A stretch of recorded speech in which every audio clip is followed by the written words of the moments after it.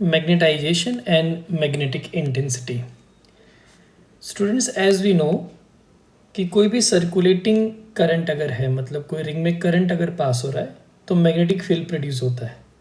मतलब अगर हम एटम की बात करें तो एटम के अंदर इलेक्ट्रॉन न्यूक्लियस के अराउंड सर्कुलर पाथ में मूव करता है, तो जिससे करंट डेवलप होगा और उससे भी मैग्नेटिक फील्ड प्रोड्यूस होता है। मतलब हर एक एटम का अपना एक मैग्नेटिक मोमेंट होगा। So we can write here that circulating electron in an atom has magnetic moment। मतलब ये हमने इसका पाथ बता दिया। ये न्यूक्लियस है, इसके अबाउट किसी ऑर्बिट में इलेक्ट्रॉन रिवॉल्व कर रहा है इसको, ये इसकी वेलोसिटी हो गई। इसके अपोजिट डायरेक्शन में करंट डेवलप होगा, मतलब एक करंट कैरिंग रिंग की तरह बिहेव करेगा। तो जिस डायरेक्शन में मैग्नेटिक फील्ड प्रोड्यूस होता है उसी डायरेक्शन में इसके हम मैग्नेटिक मोमेंट का डायरेक्शन लेंगे। So this is m is equals to I A vector. So कौन सा डायरेक्शन हो गया? Along the direction of magnetic field. Okay, अब ये जो एरो दिख रहा है आपको, हमने जो ये एरो बना के रखा है ये वाला, ये एरो मैग्नेटिक मोमेंट को रिप्रेजेंट कर रहा है। अब पूरे एटम और पूरे सर्कुलेटिंग पाथ को हम रिप्रेजेंट नहीं करेंगे, हम क्या करेंगे, मैग्नेटिक मोमेंट को रिप्रेजेंट करने के लिए सिंपल एक एरो बना देंगे लाइक दिस। क्या हो गया ये? मैग्नेटिक मोमेंट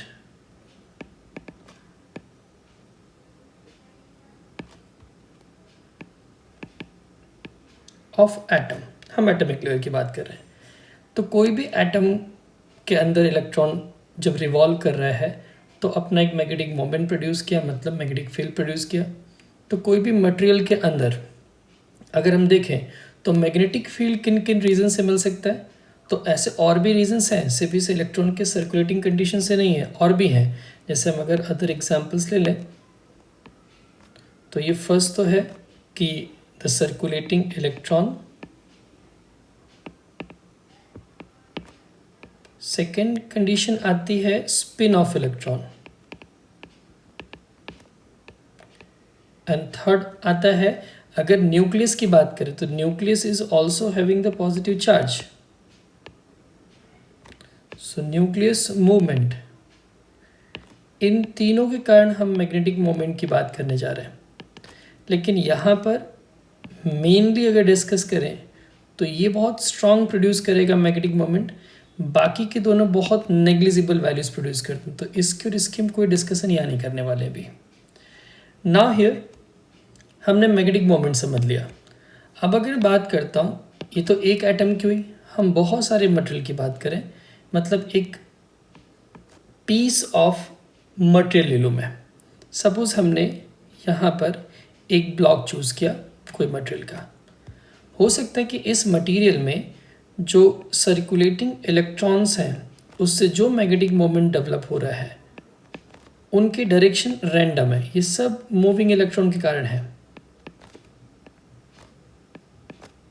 मीन्स यहाँ पर क्या हो गया, here we are getting the net magnetic moment zero. यहाँ पे नेट वैल्यू मैग्नेटिक मोमेंट का क्या बना, ज़ीरो बना।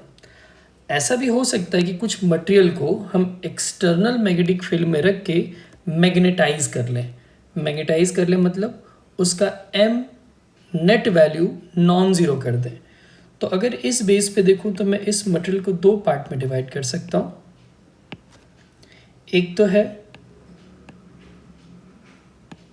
मैग्नेटिक मटेरियल,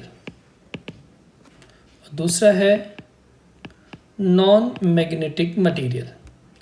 मैग्नेटिक मटेरियल को सिंपली अभी हम इतना समझ लेंगे कि जिसके लिए एम नेट आप नॉन ज़ीरो क्रिएट कर सकते हैं, means you can induce it. हम इंड्यूस मैग्नेटिक मोमेंट प्रोड्यूस कर सकते हैं। इसके 3 डिफरेंट टाइप्स हैं, हम नेक्स्ट टॉपिक में पढ़ेंगे, that paramagnetic material, diamagnetic material and ferromagnetic material बेटा, पर अभी इस टॉपिक पे नहीं। यहाँ पे सिंपली हमको क्या डिस्कस करना है कि हम किसी ऐसे मटेरियल की बात करने वाले हैं कि जिसका भले एम नेट वैल्यू ज़ीरो होता हो, लेकिन अगर एक्सटर्नल मैग्नेटिक फील्ड में उसको रखूं तो उसका एम नेट नॉन ज़ीरो बन जाएगा। उसको हम क्या बोलेंगे? मैग्नेटिक मटेरियल बोलेंगे। So let's start. अब हमने बार बार जो वर्ड बोला कि इसको मैग्नेटाइज कर सके, मतलब इसका एम नेट नॉन ज़ीरो कर सके, तो कैसे होगा?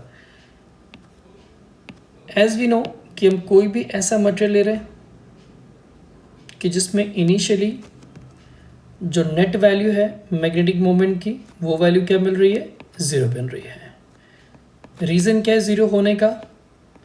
ज़ीरो होने का रीज़न ये है कि ऐसे छोटे छोटे डाइपोल मोमेंट्स, मैग्नेटिक मोमेंट्स क्या हो रहे हैं? अपना रिजल्टेंट वैल्यू नेट ज़ीरो दे रहे हैं because of they are in random direction. तो सबका वेक्टर एडिशन करने पे we will get the zero value, simple.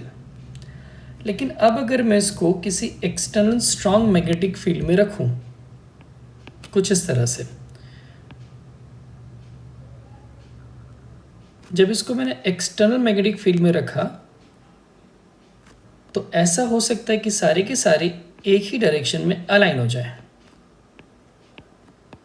अब ऐसा होने का रीज़न क्या होगा? सबके सर्कुलेटिंग इलेक्ट्रॉन सब आइडेंटिकल बन गए, एक जैसे ही मोशन होने लगा सबका।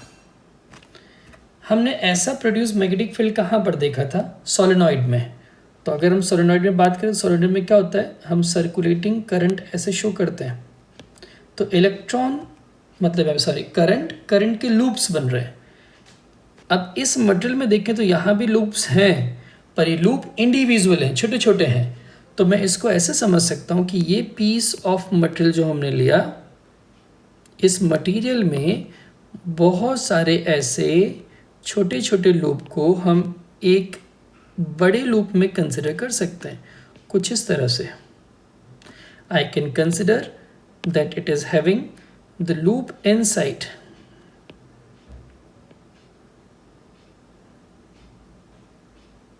हम ऐसे समझ सकते हैं इसको, ऐसे लूप बन गया। मतलब ये अगर देखें तो जैसे अगर इसमें कोई करंट पास हो रहा था उसको हम फ्री करंट बोल सकते हैं, फ्री करंट हम उसको कम ज़्यादा कर सकते हैं।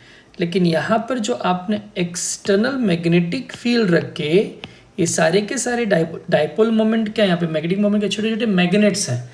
मतलब एक स्ट्रॉन्ग मैग्नेटिक फील्ड अगर आपने रखा तो उसमें सारे छोटे छोटे जो टाइनी मैग्नेट रैंडम थे वो धीमे धीमे क्या होंगे? इसके अबाउट अलाइन हो जाएंगे। डिपेंड करता है मटेरियल पे, कुछ मटेरियल में ये अपोजिट भी होंगे, वो हम जब मटेरियल के टाइप्स को पढ़ेंगे तब डिस्कस करेंगे। अभी सिंपल हो गया कि छोटे छोटे मैग्नेट्स थे, ऐसे टेढ़े मेढ़े थे, जब बड़े से मैग्नेटिक फील्ड में इसको रखा तो सब सीधे हो गए, दैट्स इट। और यहाँ पे जो करंट हम कंसिडर करेंगे इसको मैं बाउंड करंट बोल सकता हूँ बेटा, क्योंकि ये मटेरियल पे डिपेंडेंट करता है। इसको मैं डायरेक्ट चेंज नहीं कर सकता, I can change the direct this I F. तो ये एक्सटर्नल मैग्नेटिक फील्ड में रखा हमने बात की, तो ये एक्सटर्नल मैग्नेटिक फील्ड किससे बन सकता है? हम इस सोलेनॉइड से बना सकते हैं। मतलब अगर मैं एक एग्जांपल लूँ यहाँ पर, लेट हमने ऐसे कंसिडर कर लिया कि एक solenoid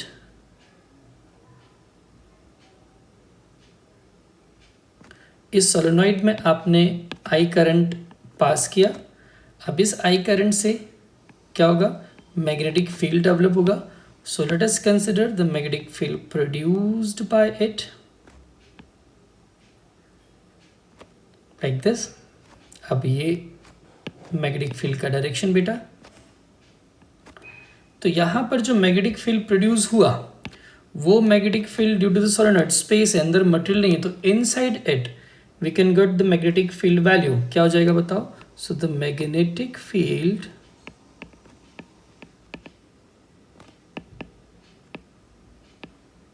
produced, this is B naught is equals to mu naught Ni. I can write F. अब मैं यहाँ पे इसको B is equals to mu naught small if लिख सकता हूँ बेटा। Why this small if? So here I can write it as, क्या है ये small if? Where this small if is equals to NIF, ये कैपिटल आई एफ तो क्या बेटा फ्री करंट है, पर ये एन आई एफ के साथ आएगा तो उसको हम क्या बोल सकते हैं, we can call it as number of ampere turns, या फिर इसको ऐसे बोल सकते हैं current in the turns in unit length of solenoid. इसका यूनिट हो जाएगा, इस unit is ampere per metre. चलिए इतना हो गया। अब एक्चुअल में ये जो मैग्नेटिक फील्ड है, मैं इसको बी नॉट लिख दूँ सॉरी यहाँ पर, तो ये जो मैग्नेटिक फील्ड है अभी क्या करेगा, ये मैग्नेटाइजेशन करने वाला है, जो मटेरियल इसके अंदर यूज़ करेंगे उसको मैग्नेटाइज करेगा। तो एक्चुअली इस प्रोड्यूस मैग्नेटिक फील्ड को हम एक और नाम दे सकते हैं, क्या नाम दे सकते हैं, this magnetic field can be called as magnetising field. तो उसको एक डिफाइन लिख देता हूँ मैं यहाँ पर, मैग्नेटिक फील्ड induces मैग्नेटाइजेशन या फिर magnetism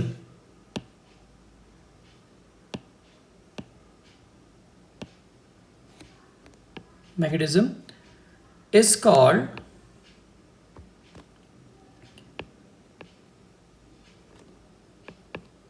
magnetising field.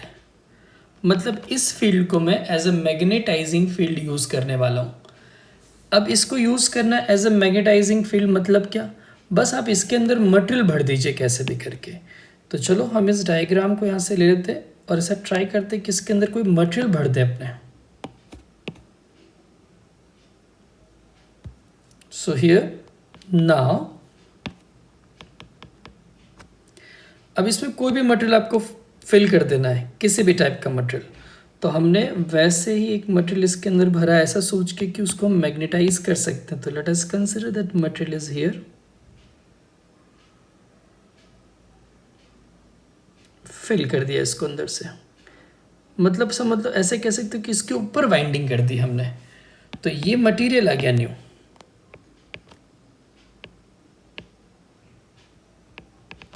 Magnetic material है बेटा, मतलब ये मैग्नेटाइज हो सकता है।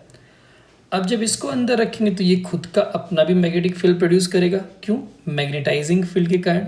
जो ये मैग्नेटिक फील्ड पहले से था वो मैग्नेटिक फील्ड क्या करेगा, इस मटेरियल को मैग्नेटाइज करेगा। मैग्नेटाइज करेगा तो वो भी अपना खुद का एक एडिशनल मैग्नेटिक फील्ड प्रोड्यूस करेगा। तो जब एडिशनल मैग्नेटिक फील्ड आएगा तो हमारा जो रिजल्टेंट वैल्यू, देखो ये आई एफ है, तो रिजल्टेंट मैग्नेटिक फील्ड क्या हो जाएगा,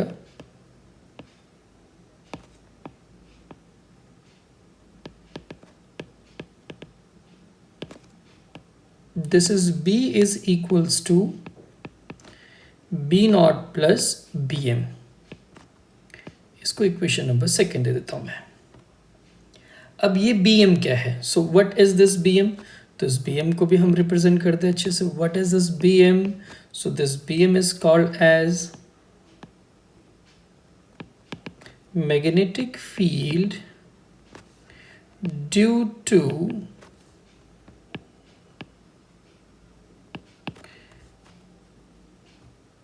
मैग्नेटाइजेशन ऑफ मटेरियल। ठीक है ना, मतलब इसको इंडक्शन कह सकते हैं, इंड्यूस्ड मैग्नेटिक मोमेंट है ना, इसमें इंडक्शन हुआ। अगर हम छोटा सा डायग्राम इसमें बनाएं आपको समझाने के लिए तो कुछ ऐसे समझ सकते हैं इसको हम कि इसके अंदर छोटे छोटे टाइनी डाइपोल मोमेंट से सब एक ही तरफ अलाइन हो गए होंगे, ऐसा हम समझ सकते हैं। इनकी अलाइनमेंट पैरेलल हो गई तो स्ट्रांग बन गया मैग्नेटिक फील्ड, और स्ट्रांग हो गया। तो हमको BM का कंडीशन मालूम पड़ गया। तो ये क्या हुआ, इंड्यूस्ड हुआ। इंड्यूस्ड मैग्नेटिक मोमेंट मतलब यहाँ पर मटेरियल मैग्नेटाइज हो गया। नाउ अब बात करते हैं इस बी एम को, स्पेशली इस बी एम को साइड में लेके आए। चलिए, हियर दिस बी एम है क्या? So this is mu naught, it is N I B, mean this is mu naught small I B. क्यों बना बाउंड बेटा? क्योंकि ये मटेरियल में प्रोड्यूस हुआ है। ध्यान रखना, ये सब मटेरियल के अंदर हुआ। तो मटेरियल में जो करंट लूप था उसको हमने आई बी बोला था, बाउंड करंट। ये रहा, ये देख लीजिए, बाउंड करंट वाली बात थी, क्योंकि ये भी सोलेनॉइड की तरह बिहेव करने लगा। अंदर जो टाइनी लूप्स थे रैंडम इन डायरेक्शन, वो सब क्या हो गए? एक पर्टिकुलर डायरेक्शन में आए। ये रैंडम, ये मतलब ये भी क्या हो गया? बाउंड करंट बना।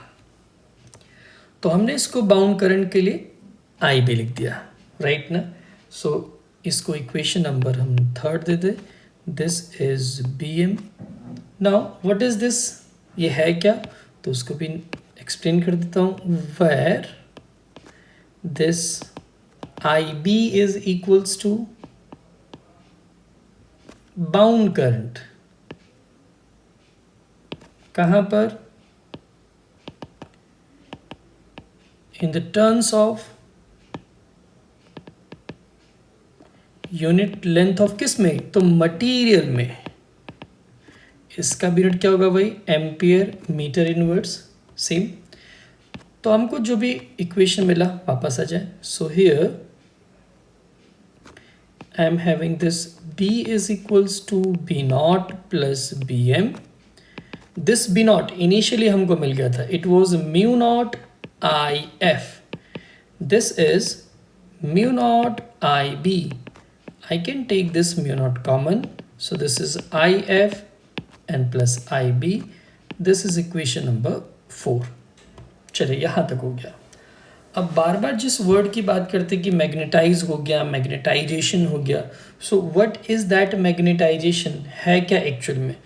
तो मैग्नेटाइजेशन को पहले हम डिफाइन करते हैं, है क्या? So here magnetization means what? Magnetization means the induced, induction हो रहा है, induced net magnetic क्या? मोमेंट। मैग्नेटिक, आप मैग्नेटिक डाइपोल मोमेंट भी लिख सकते हो। मैग्नेटिक मोमेंट कहाँ पर? तो पर यूनिट वॉल्यूम, क्योंकि मटेरियल का तो लेंथ ब्रेथ सब कुछ है, राइट ना? किस में? In the material. तो ये मटेरियल के अंदर प्रोड्यूस हुआ। हम इसको ऐसे लिख सकते हैं, और भी एक दूसरे टाइप से आप ऐसे भी सिंपली लिख सकते हो, और दैट मैग्नेटिक मोमेंट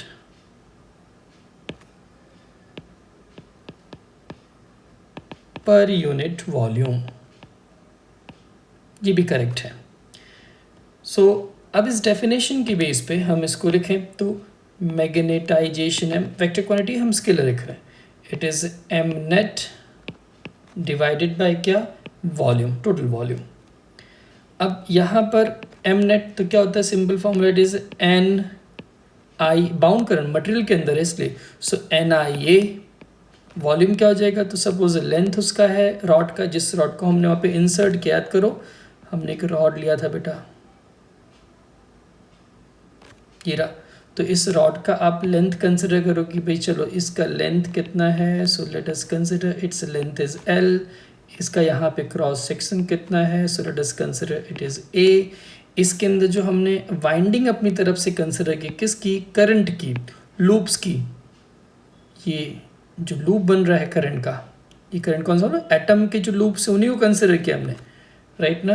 वो टर्न्स लगभग कितने बन रहे हैं? एन। ऐसा हमने सारा कंसिडर कर लिया, और इसमें से करंट कितना कंसिडर किया? I B. So here this is L into A, volume की बेस पे यू कैन सी कि हम इस ए को कैंसिल कर सकते हैं, और एन बाय एल क्या होता है? So we know that this is small N, number of turns in unit length. तो ये तो एन आई बी है, so I can write it as I B. मतलब मैग्नेटाइजेशन उसका भी यूनिट क्या हो जाएगा, एम्पियर मीटर इनवर्स। तो आप नोटिस कर लो ये आई बी कहाँ से आया था, ये रहा bound material, it is here. Okay, चलिए, तो वीडियो को रोकना, बार बार रिवाइंड करना, देखना, तो क्लियर हो जाएगा, और लिखते रहना वीडियो देखते देखते। चलो ये पार्ट भी मालूम पड़ा। अब अगर मैं इसको इक्वेशन नंबर दूँ, छोटा सा था क्या इक्वेशन थे, लेकिन देते थे 5 नंबर, और हम 4 5 दोनों का यूज़ करते हैं। सो फ्रॉम इक्वेशन 4 एंड 5, तो जस्ट ऊपर देखो क्या है इक्वेशन, ये आपके पास, वहाँ पे पुटअप कर देंगे। So I can write this B is equals to mu naught I F plus I B, equation number 6। अब इसको सिंप्लीफाई करते हैं। कैसे सिंप्लीफाई करें, इसको यहाँ पे लेके आ जाओ। So this will be B by mu naught, इस आई एफ को फिर यहाँ पे लाओगे तो माइनस हो जाएगा, राइट ना। और यहाँ पे आई बी की जगह तो पुटअप करना था ना वैल्यू हमको, क्या हो गया है this I B is now M, magnetisation, right. So I can take M that side, sorry students, here I am writing minus m is equals to if। इस if को न्यू नेम दे रहे हैं हम, इट इज h। अब देखो ये नई बात आ गई यहाँ पर, ये है क्या, व्हाट इज दिस h, तो इस h का भी नाम है। सो लिखते हैं, हम इस h को भी समझ लें, where this h is equals to if means it is NIF. So its name is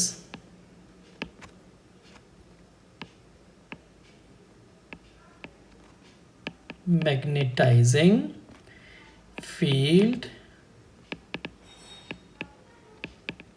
intensity।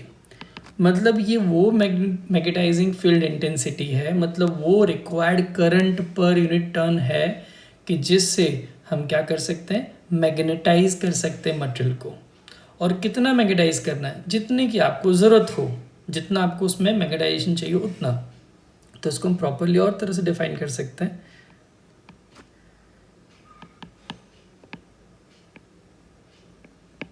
The number of ampere turns, मालूम पड़ा ना, ये रहा टर्न्स के ऊपर मालूम पड़ रहा है, मतलब जिसको मैंने क्या लिखा हुआ, NIF। फ्लोइंग कहाँ से, in the unit length of solenoid required, जितने की जरूरत, जितने आप नंबर टर्न की जरूरत है, रिक्वायर्ड क्या करने के लिए, to produce the given magnetising field. मालूम पड़ा, देख लो आप यहाँ पे मैग्नेटाइजिंग फील्ड लिखा था हमने, ये रहा कि भाई वो फील्ड वैल्यू जिसकी ज़रूरत हमको क्या करने के लिए, मैग्नेटाइज करने के लिए मटेरियल को, कि वो मैग्नेट की तरह बिहेव करने लगे, तो ये उसकी रिक्वायरमेंट हुई। So it is named as the magnetising field intensity.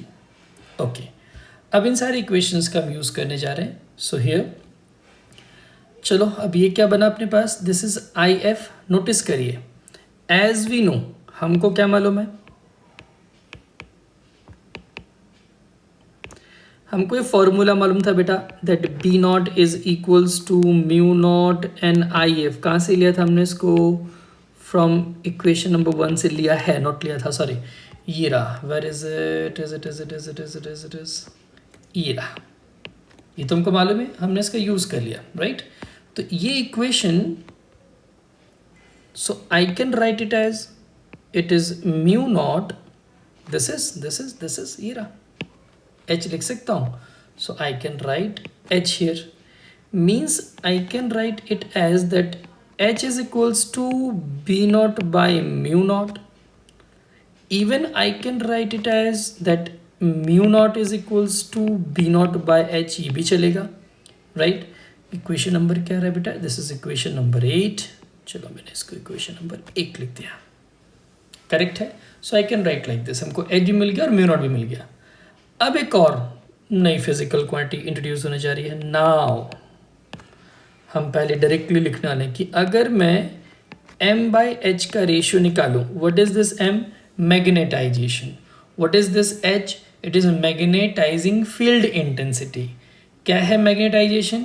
कि डाइपोल मोमेंट पर वॉल्यूम कितना इंड्यूस्ड हुआ।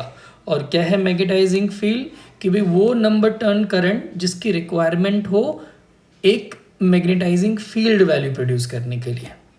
इन दोनों के रेशियो को एक नया नाम दिया, it is chi M, magnetic susceptibility. So what is this? इसको हम कहते हैं मैग्नेटिक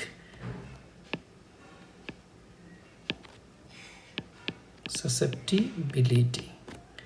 वहां पर इलेक्ट्रिक सिमिलर थ्योरी दिख रही है, वहां पे हमने कैपेसिटर के बीच में रखा था, प्लेट्स के बीच में, यहाँ पे हमने सोलेनॉइड के, वहां पर रिडक्शन हो रहा था, यहाँ पे इंक्रीमेंट हो रहा है। Magnetic susceptibility, magnetic susceptibility. अब इसको भी डिफाइन कर सकते हैं, ये है क्या एक्चुअल में? तो ये एक्चुअली मटेरियल की एबिलिटी बताता है। So I can write here this is ability of material, किसके लिए? To take up the magnetization, कि वो कितना मैग्नेटाइज हो सकता है। जैसे मैं अगर बोलूँ एबिलिटी, जैसे 11th स्टैंडर्ड के बच्चों को अगर मैं कोई थ्योरी चला रहा हूँ, 12th वालों को कोई थ्योरी चला रहा हूँ और 10th वालों की कोई थ्योरी चला रहा हूँ, मैं वही थ्योरी, बेसिक थ्योरी चला रहा हूँ। जैसे सपोज मैं इलेक्ट्रिक करंट के कॉन्सेप्ट को समझा रहा हूँ, इलेक्ट्रॉन का फ्लो, प्रोटॉन्स अगर मूव करेगा तो कैसे होगा, ये सब बता रहा हूँ। तो जल्दी से ग्रास्पिंग कौन करेगा? 12th वाला ज़्यादा मैच्योर है, उससे कम 11th वाला, उससे कम 10th वाला। तो एबिलिटी टू मैग्नेटाइज, अलर्ट हो जाना, थ्योरी को समझ लेना या फिर रिस्पॉन्स देना एक्सटर्नल फील्ड के रिस्पेक्ट में। So ability of material to take up the magnetization when placed in, कहाँ पर? External magnetic field. तो भाई एक्सटर्नल मैग्नेटिक फील्ड में रखा तो हम इसको लिख सकते हैं, this is nothing but the magnetic susceptibility. अब और दूसरी तरह से चाहो तो लिख सकते हो उसको, सिर्फ समझने के लिए। अपने एनसीईआरटी बुक में कोई डेफिनेशन नहीं है, सो डोंट वरी। तो ये हो जाएगा magnetisation of material per unit magnetic field intensity is called magnetic susceptibility। अब देखो आपने नोटिस किया होगा, ये m क्या था बेटा? दिस m, हमने m को प्रूव किया था, मालूम है ना? m was proved as IB, okay, and here it is IF। दोनों का यूनिट क्या था? It is ampere metre inverse. इसका भी क्या है? Ampere metre inverse. मतलब ससेप्टिबिलिटी क्या हो जाएगा? इट इज यूनिटलेस, कोई यूनिट नहीं इसका, तो यूनिटलेस तो डायमेंशनलेस भी हो गया। चलिए यहाँ तक तो हमको क्लियर हुआ। अब हम इस इक्वेशन को, इसको इक्वेशन नंबर देना होगा तो 9 नंबर दे सकते हो। अब इस 9 से मैं m को सब्जेक्ट ले लूँ। So this m is nothing but h chi m. This is equation number 10. अब यूज करते हैं from equation 10। कौन सा इक्वेशन में? इक्वेशन नंबर 7 में आ जाइए। तो 7 को उठा लेना यहाँ से। चलिए 7 ले लेते हैं, ये रहा 7 नंबर बेटा।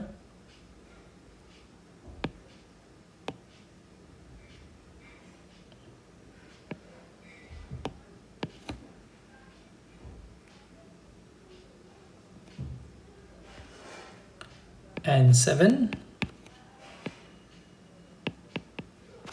तो क्या कर देना है, बस जहां पर m दिख रहा है आपको वहां पे क्या कर दो आप? h का m ले लो। चलो तो पहले इसको हटाना पड़ेगा।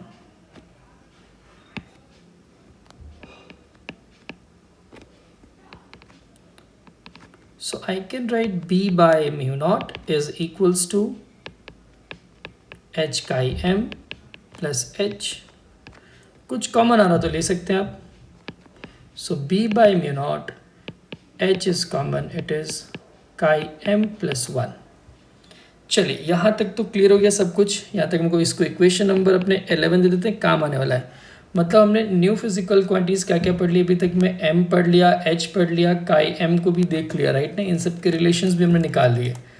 अब अगर नोटिस करो यहाँ पर, तो ये जो b by h mu naught chi m plus 1 है, इसको मैं और सिंप्लीफाई कर दूँ. देखो ऐसे लिख दूँ, I am writing it is b by h, मैं म्यू नॉट दे दूँ उसको बाजू में, काई m प्लस 1. तो ये किसकी तरह दिख रहा है अगर आप नोटिस करो फॉर्मूला बनाने के लिए. तो b by h equation number, B naught याद है ना आपको, बता दूं मैं, फिर से दिखा दूं.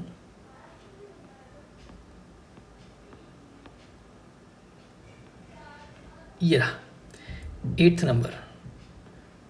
Mu naught is equals to B naught by H है, वहाँ पे b बाय एच है. ये म्यू नॉट तो बी नॉट, मतलब बी नॉट तो h, तो b तो क्या होगा, म्यू हो जाएगा. मतलब यहाँ पर मैं इसको याद दिला दूँ भले, ऐसे B naught by H is equals to mu naught लिखता हूँ. अगर ये स्पेस में था तो म्यू नॉट, तो अगर मटेरियल आएगा तो यह भी मटेरियल के लिए रिप्रेजेंट करना पड़ेगा एक logic. Means I can write B by H is equals to mu, and this is mu naught chi M plus 1. So I can write it as this is mu by mu naught is equals to chi m plus 1, and this is nothing but mu r.